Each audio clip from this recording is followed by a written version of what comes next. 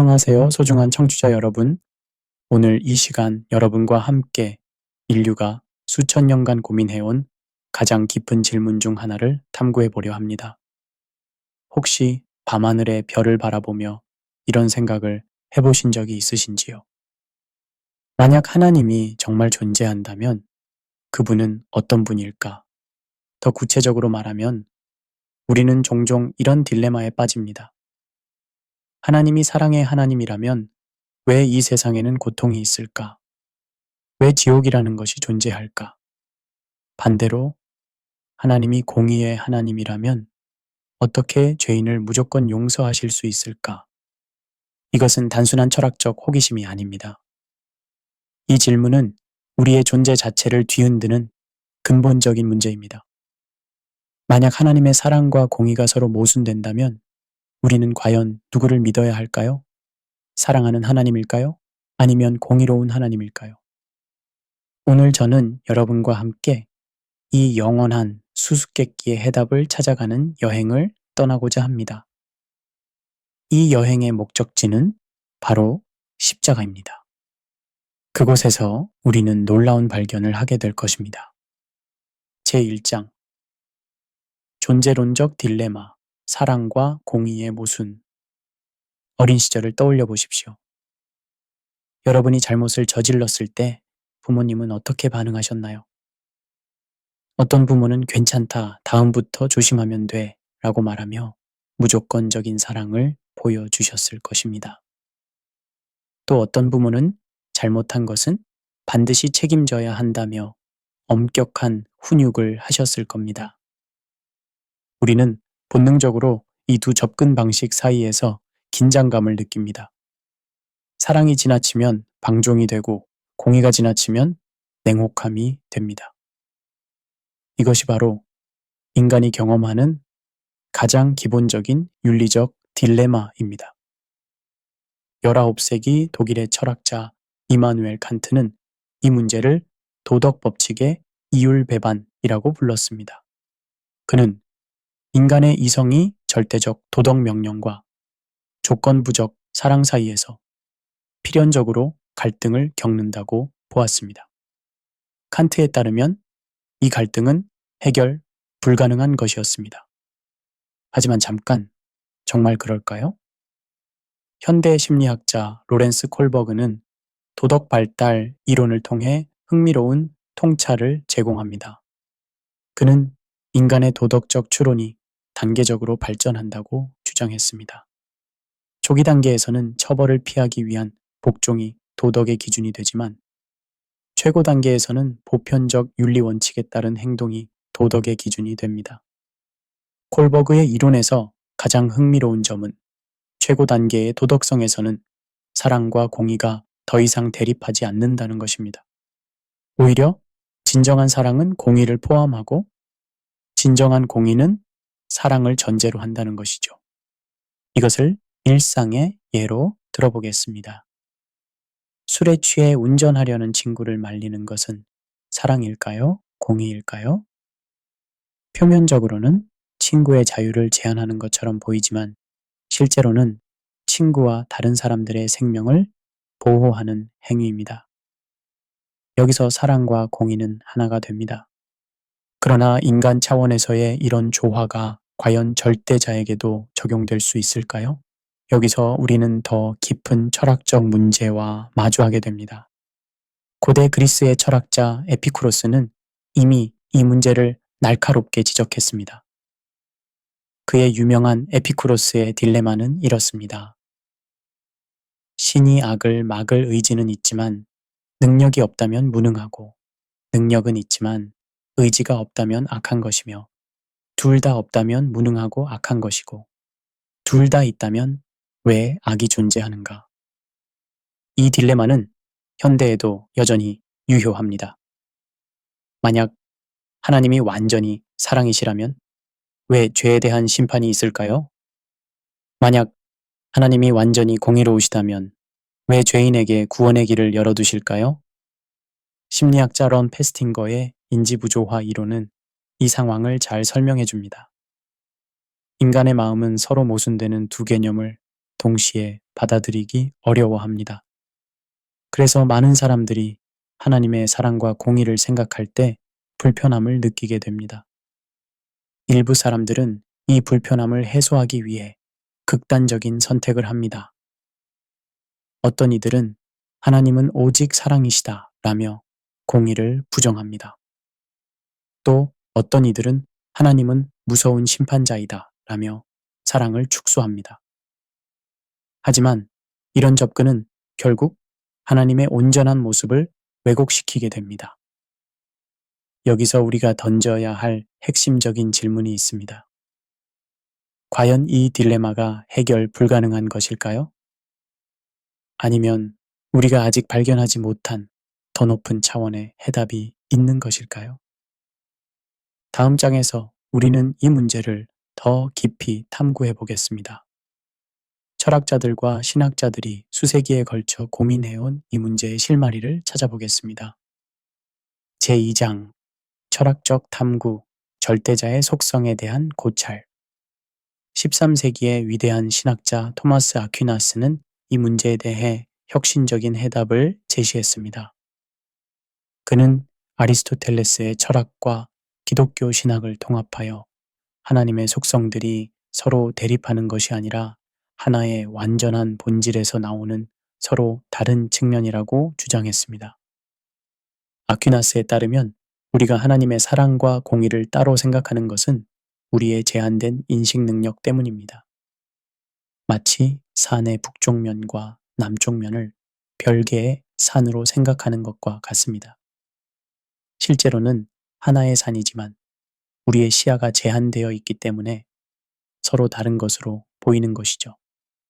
이것을 현대적인 비유로 설명해 보겠습니다. 빛을 프리즘에 통과시키면 7가지 색깔로 분해됩니다. 하지만 이 7색깔이 원래 별개의 빛이었을까요? 아닙니다. 모두 하나의 백색광에서 나온 것입니다. 마찬가지로 하나님의 사랑과 공의도 하나님의 완전한 본질에서 나오는 서로 다른 표현일 뿐입니다.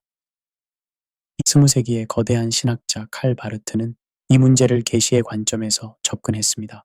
그는 인간의 이성으로는 하나님의 본질을 완전히 파악할 수 없다고 주장했습니다. 우리는 오직 하나님의 자기 계시를 통해서만 그분의 참모습을 알 수 있다는 것이죠. 바르트의 관점에서 보면 사랑과 공의의 모순은 사실상 가짜 문제입니다.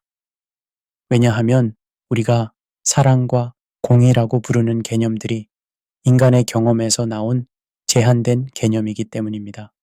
하나님의 사랑은 인간의 사랑과 다르고 하나님의 공의는 인간의 공의와 다릅니다. 예를 들어 인간의 사랑은 종종 감정적이고 변덕스럽습니다. 오늘 사랑하던 사람을 내일은 미워할 수도 있죠. 하지만 하나님의 사랑은 변하지 않는 언약적 사랑입니다. 마찬가지로 인간의 공의는 종종 복수심이나 분노와 연결되지만 하나님의 공의는 완전한 질서와 조화를 의미합니다.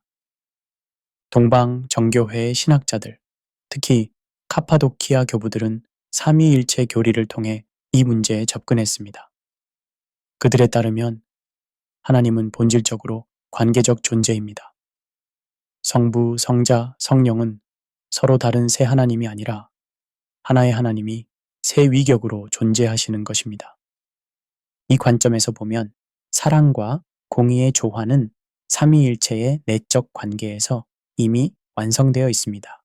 성부의 사랑, 성자의 순종, 성령의 교통은 서로 분리될 수 없는 하나의 운동입니다. 십자가는 이 삼위일체적 사랑의 외적 표현인 것이죠. 20세기의 철학자 알프레드 노스 화이트헤드가 제시한 과정 철학은 또 다른 흥미로운 관점을 제공합니다. 화이트헤드에 따르면 하나님은 고정된 존재가 아니라 끊임없이 진행되는 과정 속에 있는 존재입니다.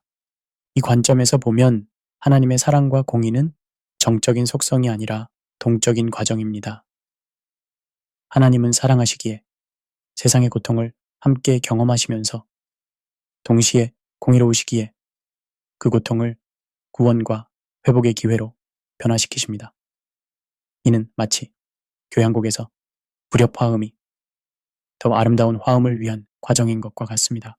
실존주의 철학자 쇠렌 키르케고르는 이 문제를 개인의 실존적 체험의 차원에서 접근했습니다. 그는 신앙의 역설이라는 개념을 통해 하나님의 사랑과 공의의 조화는 논리적 이해의 대상이 아니라 실존적 체험의 대상이라고 주장했습니다. 키르케고르에 따르면 아브라함이 이삭을 제물로 바치라는 하나님의 명령을 받았을 때 그는 윤리적 차원, 즉 공의와 종교적 차원, 즉 사랑 사이에 근본적인 갈등을 경험했습니다.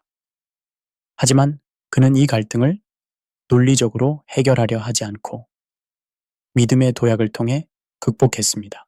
이런 관점에서 보면 하나님의 사랑과 공의의 조화는 머리로 이해하는 것이 아니라 가슴으로 체험하는 것입니다. 마치 부모의 사랑을 자녀가 논리적으로 증명할 수는 없지만 직접 경험할 수 있는 것과 같습니다. 그렇다면 우리는 어떻게 이런 체험을 할 수 있을까요? 어떻게 하나님의 사랑과 공의의 조화를 실제로 경험할 수 있을까요? 이 질문에 대한 답을 찾기 위해 다음 장에서는 인간의 심리학적 메커니즘을 살펴보겠습니다. 제3장 심리학적 분석 인간이 느끼는 인지 부조화 인간의 마음은 참으로 복잡한 시스템입니다. 우리는 때로 상반된 감정을 동시에 경험합니다. 사랑하는 사람에게 화가 나기도 하고 미워하는 사람을 불쌍히 여기기도 합니다. 이런 심리적 현상을 이해하면 하나님의 사랑과 공의에 대한 우리의 혼란도 더 잘 이해할 수 있습니다. 심리학자 다니엘 카너먼의 연구에 따르면 인간의 두뇌는 크게 두 가지 사고 시스템을 가지고 있습니다. 시스템 1은 빠르고 직관적이며 감정적입니다. 시스템 2는 느리고 논리적이며 의식적입니다. 하나님의 사랑을 생각할 때 우리는 주로 시스템 2를 사용합니다. 따뜻함, 안전함, 수용 같은 감정적 경험이 앞섭니다. 하지만 하나님의 공의를 생각할 때는 시스템 2가 작동합니다. 논리, 규칙, 인과관계 같은 이성적 분석이 주도권을 잡습니다. 문제는 이 두 시스템이 서로 다른 결론에 도달할 때 발생합니다. 감정은 하나님은 나를 무조건 사랑하신다고 말하지만 이성은 죄에는 반드시 대가가 따른다고 말합니다. 이때 우리는 인지 부조화를 경험하게 됩니다. 영국의 심리학자 존 볼비가 개발한 애착 이론은 이 문제에 대해 흥미로운 통찰을 제공합니다. 볼비에 따르면 인간은 생애 초기에 주 양육자와 형성하는 애착 관계의 패턴을 평생에 걸쳐 반복합니다. 안전한 애착을 형성한 사람은 사랑받는 것과 동시에 한계를 인정받는 경험을 했습니다. 이런 사람들은 하나님의 사랑과 공의를 자연스럽게 받아들일 수 있습니다. 하지만 불안정한 애착을 형성한 사람들은 다릅니다. 회피형 애착의 사람들은 거부당할 것을 두려워하여 감정적 거리를 둡니다. 이들에게 하나님은 주로 냉정한 심판자로 느껴집니다. 반대로 불안형 애착의 사람들은 버림받을 것을 두려워하여 과도하게 매달립니다. 이들에게 하나님은 주로 무조건적인 사랑의 존재로만 느껴집니다. 하버드 대학의 심리학자 조나단 하이트는 도덕 감정이 인간 진화의 산물이라고 주장합니다. 그의 연구에 따르면 인간은 돌봄, 공정성, 충성, 권위, 신성함, 그리고 자유라는 6가지 기본적인 도덕 감정을 가지고 있습니다. 흥미롭게도 이 중 돌봄은 사랑과 연결되고 공정성은 공의와 연결됩니다. 하이트의 연구는 이 두 감정이 서로 경쟁하기도 하지만 때로는 협력하기도 한다는 것을 보여줍니다. 예를 들어 자녀를 학대하는 부모를 보면 우리는 두 가지 상반된 감정을 동시에 느낍니다. 한편으로는 공정성에 의한 그 부모에 대한 분노를 느끼고 다른 한편으로는 돌봄에 의한 그 자녀에 대한 연민을 느낍니다. 하지만 더 깊이 생각해 보면 이 두 감정 모두 같은 뿌리에서 나옵니다. 바로 선함에 대한 인간의 기본적인 갈망입니다. 우리의 종교적 경험도 다양한 인지 편향의 영향을 받습니다. 확증 편향은 우리로 하여금 자신의 기존 믿음을 지지하는 증거만 선택적으로 받아들이게 만듭니다. 어떤 사람은 하나님의 사랑만 강조하는 구절들을 선호하고 어떤 사람은 하나님의 심판을 다루는 구절들을 선호합니다. 또한 가용성 휴리스틱은 우리로 하여금 최근에 경험한 일을 과도하게 일반화하게 만듭니다. 최근에 하나님의 은혜를 경험한 사람은 하나님을 주로 사랑의 하나님으로 생각하고 최근에 어려움을 겪은 사람은 하나님을 주로 심판의 하나님으로 생각하는 경향이 있습니다. 그렇다면 이런 심리적 갈등은 어떻게 해결할 수 있을까요? 융심리학에서는 개성화 과정을 통해 상반된 요소들을 통합할 수 있다고 봅니다. 칼 융에 따르면 성숙한 인격은 모순되어 보이는 요소들을 더 높은 차원에서 통합하는 능력을 가집니다. 이것을 실제 상담 사례로 설명해 보겠습니다. 어떤 내담자가 하나님이 사랑이시라면 왜 제 기도를 들어주지 않으시나요? 라고 물었습니다. 이 질문 뒤에는 사랑은 곧 소원 성취라는 잘못된 등식이 있었습니다.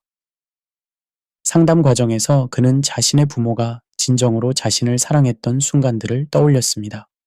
그중 가장 기억에 남는 것은 부모가 자신의 잘못된 요구를 거절했던 순간이었습니다. 그때 부모는 안 돼 라고 말했지만 그 거절 속에 더 깊은 사랑이 있었다는 것을 나중에 깨달았습니다. 이런 통찰을 통해 그는 하나님의 사랑과 공의가 모순이 아니라 하나의 완전한 사랑의 두 측면임을 이해하게 되었습니다. 최근의 신경과학 연구는 더욱 흥미로운 발견을 제시합니다. fMRI 스캔을 통한 연구에서 사랑과 공의에 대해 생각할 때 뇌의 서로 다른 영역이 활성화됩니다. 하지만 영적으로 성숙한 사람들의 경우 이 두 영역 사이의 연결성이 더 강하다는 것이 발견되었습니다. 이는 사랑과 공의에 대한 우리의 이해가 단순히 논리적 작업이 아니라 뇌의 구조적 변화를 동반하는 전인적 과정임을 의미합니다. 마치 새로운 언어를 배우면 뇌의 새로운 신경 연결이 형성되는 것처럼 하나님의 사랑과 공의를 이해하는 과정도 우리의 뇌를 실제로 변화시킵니다. 이제 우리는 개인적 차원을 넘어서 사회적 차원에서 이 문제를 살펴볼 필요가 있습니다.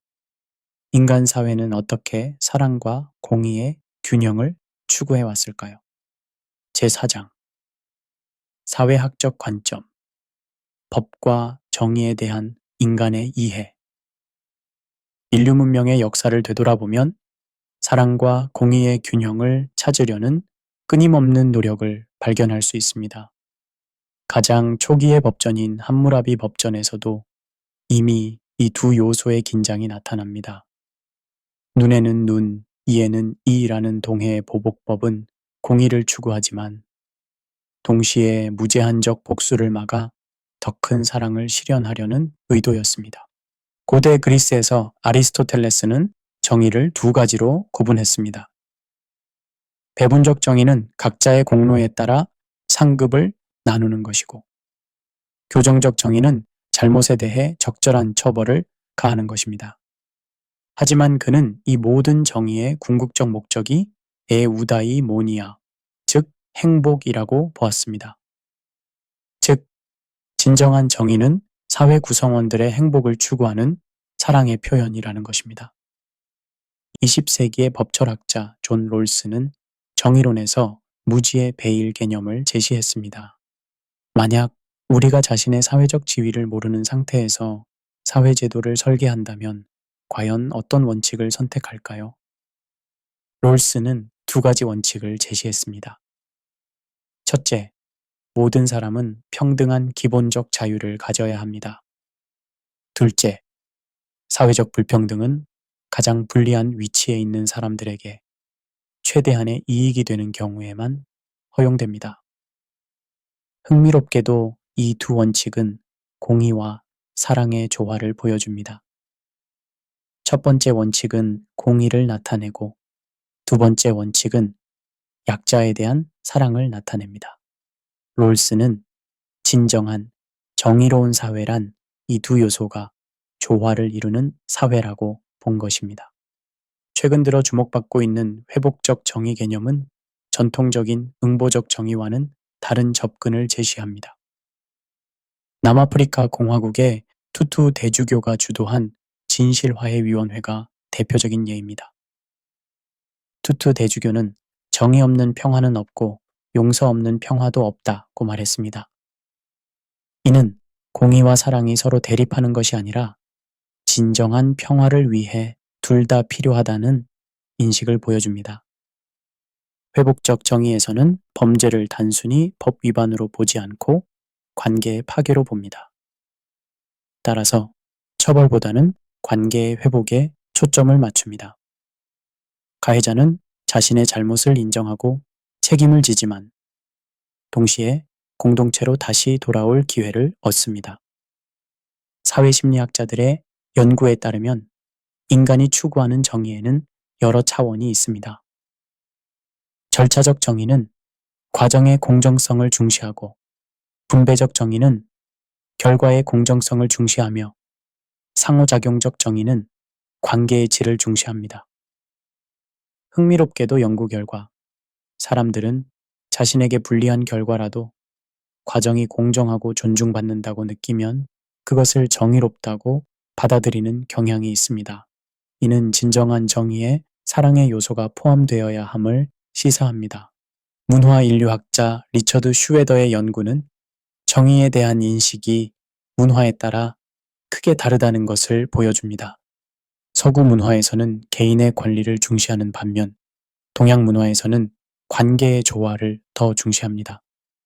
예를 들어 서구에서는 정의는 눈가리개를 한 여신으로 표현되어 완전히 객관적이고 몰인정적인 것으로 여겨집니다. 하지만 동양에서는 정의가 인간관계와 분리될 수 없는 것으로 봅니다. 한국의 전통적인 정의 개념인 의리는 공의를 상징하는 의무와 사랑을 상징하는 인정이 결합된 개념입니다.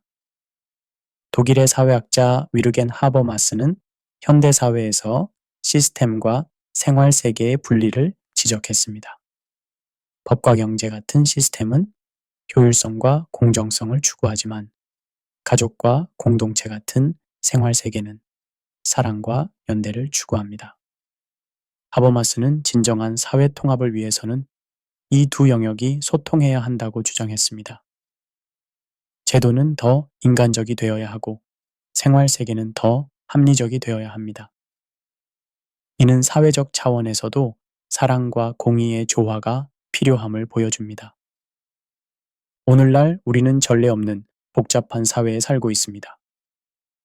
세계화, 디지털화, 다문화주의는 전통적인 정의 개념에 새로운 도전을 제기합니다. 예를 들어 인공지능이 판사 역할을 하는 경우를 생각해 보십시오.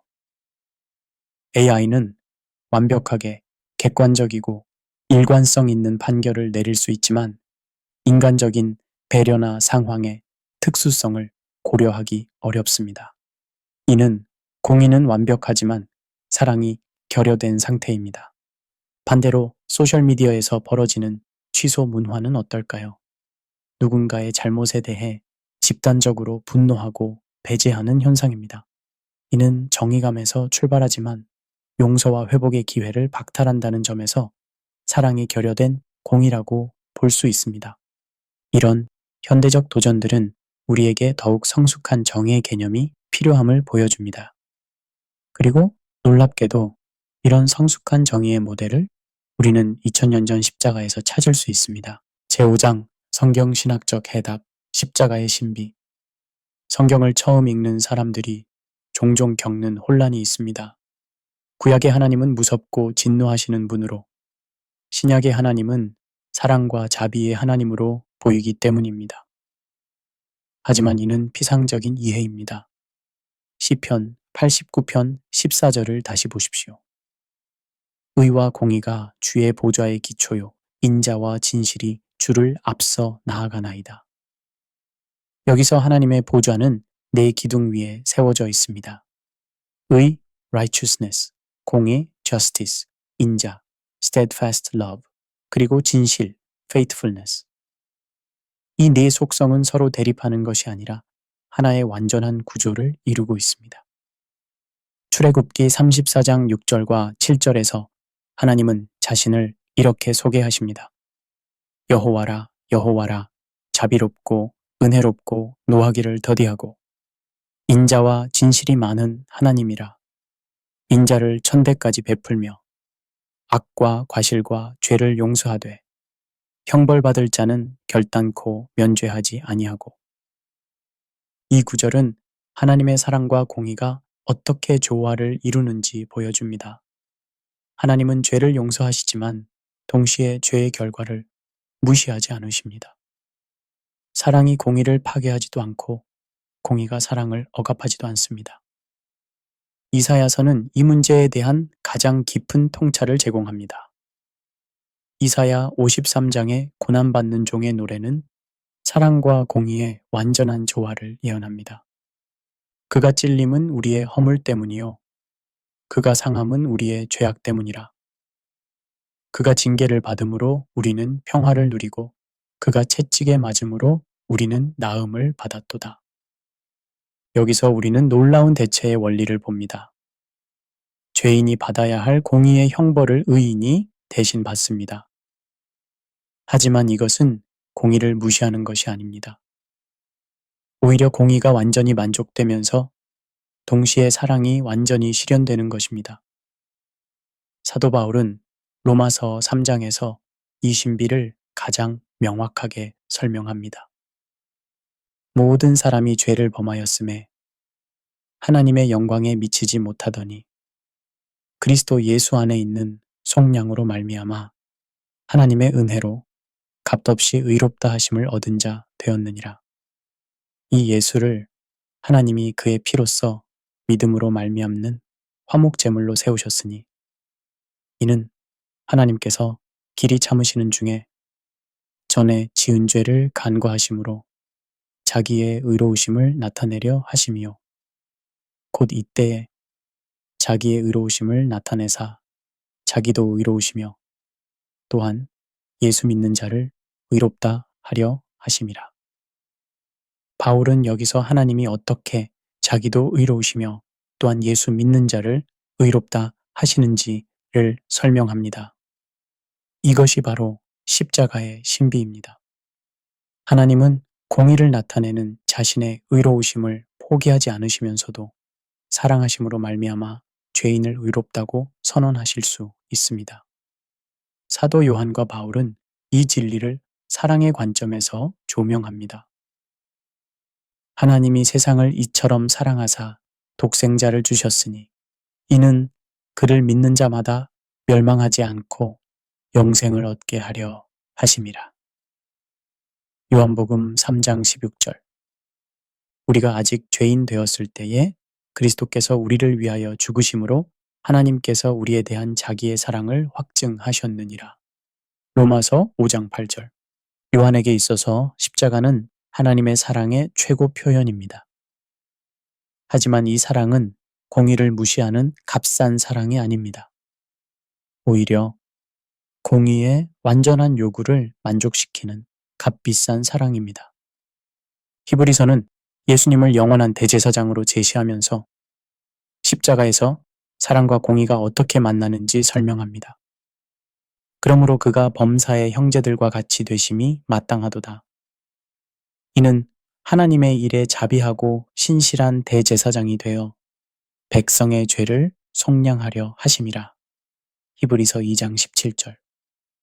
대제사장은 자비로우면서 동시에 신실해야 합니다. 자비는 사랑을, 신실함은 공의를 나타냅니다. 예수님은 이 두 요구를 완벽하게 만족시키십니다. 시편 85편 10절은 십자가의 신비를 아름답게 예언합니다. 긍휼과 진리가 같이 만나고 의와 화평이 서로 입맞추었으며, 이 구절에서 네 가지 하나님의 속성이 등장합니다. 1. 긍휼, mercy, 하나님의 사랑, 2. 진리, truth, 하나님의 신실함, 3. 의, righteousness, 하나님의 공의, 그리고 4. 화평, peace, 하나님의 화해입니다. 십자가에서 이 네 속성이 완벽하게 조화를 이룹니다. 긍휼과 진리가 만나고 의와 화평이 입맞춥니다. 이는 단순한 시적 표현이 아니라 십자가의 구속 사역을 정확히 묘사한 것입니다. 신약은 십자가를 단순히 과거의 사건으로만 보지 않습니다. 십자가는 현재 진행 중인 하나님의 통치이며 미래에 완성될 하나님 나라의 예고편입니다. 요한계시록에서 우리는 어린 양이 동시에 사자가 되는 모습을 봅니다. 어린 양은 사랑과 희생을, 사자는 권세와 심판을 상징합니다. 그런데 놀랍게도 사자는 어린 양이고 어린 양이 사자입니다. 이는 하나님의 사랑과 공의가 결코 분리될 수 없음을 보여줍니다. 마지막으로 우리는 이 모든 것을 삼위일체의 관점에서 이해해야 합니다. 십자가는 삼위 하나님의 공동사역입니다. 성부는 사랑으로 아들을 보내시고 공의로 아들을 심판하십니다. 성자는 순종으로 아버지의 뜻을 따르고 사랑으로 자신을 희생하십니다. 성령은 아들을 죽음에서 살리시고 우리에게 이 진리를 적용하십니다. 십자가에서 삼위일체 하나님의 모든 속성이 완벽한 조화를 이룹니다. 이것이 바로 절대 조화입니다. 제6장 실천적 적용, 일상에서의 조화. 이제 우리는 십자가에서 발견한 이 놀라운 진리를 어떻게 일상에 적용할 수 있을까요? 먼저 개인적 차원에서 생각해 보겠습니다. 많은 그리스도인들이 죄책감과 은혜 사이에서 혼란을 겪습니다. 어떤 때는 하나님이 모든 것을 용서하셨으니 죄에 대해 걱정할 필요가 없다고 생각하다가, 또 어떤 때는 내가 이런 죄를 지었는데 하나님이 정말 나를 사랑하실까? 라며 절망합니다. 하지만 십자가를 올바로 이해하면 이런 극단 사이를 오가지 않아도 됩니다. 십자가는 우리에게 두 가지를 동시에 보여줍니다. 첫째, 우리의 죄가 얼마나 심각한지를 보여줍니다.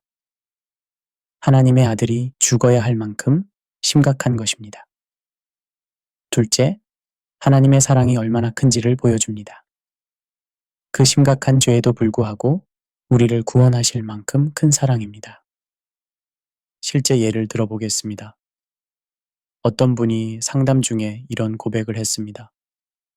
목사님, 저는 매일 하나님께 회개하지만 또다시 같은 죄를 반복합니다. 이런 제가 정말 구원받은 것일까요?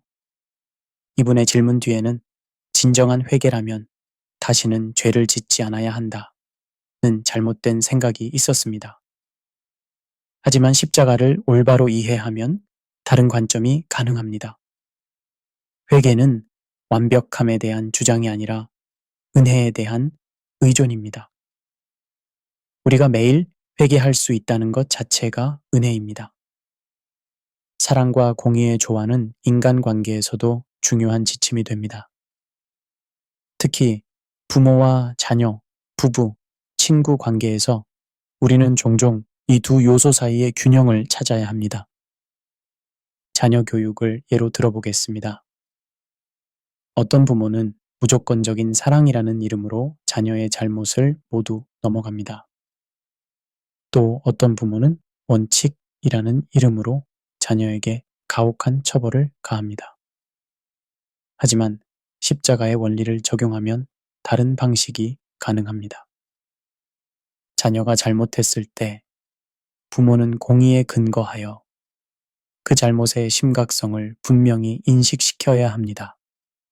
동시에 사랑에 근거하여 자녀에 대한 변치 않는 사랑을 확신시켜야 합니다. 그리고 가능하다면 대속에 근거하여 부모 자신이 그 잘못의 결과를 대신 감당할 방법을 찾아야 합니다. 실제 사례입니다. 어떤 아이가 친구의 장난감을 훔쳤습니다. 어머니는 아이와 함께 친구 집에 가서 사과하고 아이의 용돈으로 새 장난감을 사주도록 했습니다. 하지만 용돈이 부족한 부분은 어머니가 채워주었습니다. 이를 통해 아이는 잘못의 심각성과 동시에 어머니의 사랑을 깊이 경험했습니다. 교회는 사랑과 공의의 조화를 실천해야 할 가장 중요한 공간입니다. 하지만 현실은 어떨까요? 때로는 사랑이라는 이름으로 죄를 묵인하고 때로는 거룩함이라는 이름으로 사람을 배제합니다. 마태복음 18장의 권징 절차는 이 문제에 대한 중요한 지침을 제공합니다. 예수님은 죄를 범한 형제를 다루는 단계적 과정을 제시하십니다. 1. 개인적 권면 2. 증인을 동반한 권면 3. 교회 앞에서의 권면 그리고 4. 최종적 분리 이 과정의 각 단계마다 사랑과 공의가 조화를 이룹니다. 공의에 근거하여 죄를 덮어주는 것이 아니라 분명히 지적하지만 사랑에 근거하여 회복의 기회를 계속 제공합니다. 마지막 단계조차 영원한 정죄가 아니라 회개를 위한 충격 요법입니다. 그리스도인은 또한 사회의 구성원으로서 공적 영역에서도 사랑과 공의의 조화를 추구해야 합니다. 이것은 단순히 개인적 차원을 넘어서 제도적, 구조적 차원까지 포함합니다. 예를 들어 범죄자에 대한 태도를 생각해 보십시오. 세속적 관점에서는 두 가지 극단이 있습니다. 하나는 범죄자도 인간이니 이해하고 용서해야 한다는 입장이고 다른 하나는 범죄는 반드시 엄벌에 처해야 한다는 입장입니다. 하지만 십자가의 관점에서는 이 두 요소가 조화를 이룰 수 있습니다. 공의에 근거하여 범죄의 심각성을 인정하고 적절한 처벌을 가하되 동시에 사랑에 근거하여 범죄자의 회복과 사회 복귀를 위해 노력해야 합니다. 실제로 노르웨이의 할덴 교도소는 이런 원리를 적용한 혁신적인 사례입니다. 이 교도소는 죄수들을 인간으로 존중하면서도 명확한 규칙과 책임을 부여합니다. 그 결과 재범률이 현저히 낮아졌습니다. 사랑과 공의의 조화는 환경 문제나 경제 문제에도 적용됩니다.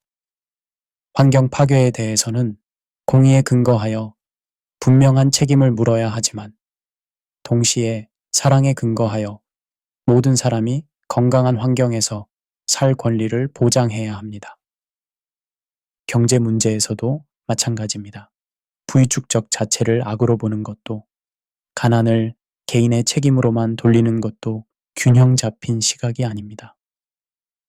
공의에 근거하여 정당한 노력에 대한 정당한 보상을 인정하되 동시에 사랑에 근거하여 소외된 자들에 대한 배려를 잊지 않아야 합니다. 마지막으로 전도와 선교에서도 이 원리가 중요합니다. 때로는 하나님의 사랑만 강조하다가 복음의 절박성을 잃어버리고 때로는 심판만 강조하다가 하나님의 은혜를 가려버립니다. 하지만 진정한 복음은 사랑과 공의가 십자가에서 만난 메시지입니다. 우리는 사람들에게 하나님의 사랑을 전하되 그 사랑이 왜 십자가를 통해서만 가능한지도 설명해야 합니다. 또한 죄의 심각성을 말하되 그 죄를 해결하신 하나님의 은혜도 함께 선포해야 합니다. 이렇게 할 때 우리의 삶 전체가 십자가의 증거가 됩니다. 우리 자신이 하나님의 사랑과 공의의 조화를 경험한 사람들로서 이 세상에 그 조화를 실현해가는 것입니다. 에필로그. 십자가 앞에 선 우리는 철학의 깊은 골짜기를 지나고 심리학의 복잡한 미로를 헤쳐나오고 사회학의 넓은 평야를 걸어왔습니다. 그리고 마침내 십자가라는 높은 산 정상에 도달했습니다. 여기서 우리는 놀라운 경치를 보게 됩니다. 지금까지 서로 대립해 보였던 모든 것들이 하나의 아름다운 파노라마를 이루고 있습니다. 사랑과 공의, 자비와 진리, 은혜와 심판이 더 이상 갈등하지 않습니다.